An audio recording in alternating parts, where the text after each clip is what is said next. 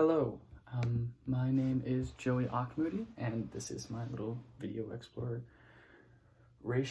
And what I looked into was Leibniz. I don't know really how to pronounce his name. I looked into his monads. He's well known for his pre-established harmony, but that's not what we're going to go into. I began my search with as I just went off the thing, which was a quick Google search.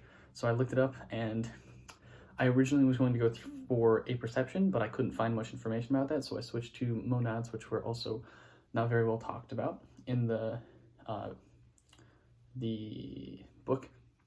When I got into it, I found a YouTube video by a guy named Leibniz. I don't know if I'm pronouncing that one right, but he did a great job of explaining how monads all fit and how they are like windowless.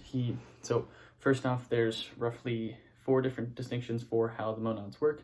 There are naked monads, which are basically, they are just blurry type of conceptions where like you can't fully understand what they are, not like you don't really know what they could be, what they're not. Then there are somewhat dominant monads with collections of those naked monads. Those are called animals, so just that's what our conception of an animal is. After that, there's more dominant monads with more naked monads around it, so like it's like a bigger cluster, so it's like nothing, big, bigger, bigger. Each progression becomes higher. That is what we call a human, which they are sentient.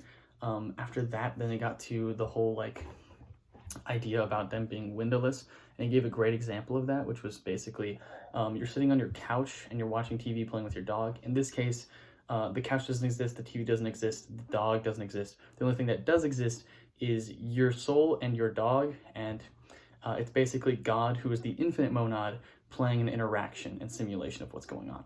Another thing that I found was I found this really good source from the Stanford Encyclopedia of Philosophy. Now I know it's not psychology, but it gave a great example of like what the whole, like how the interactions actually occur.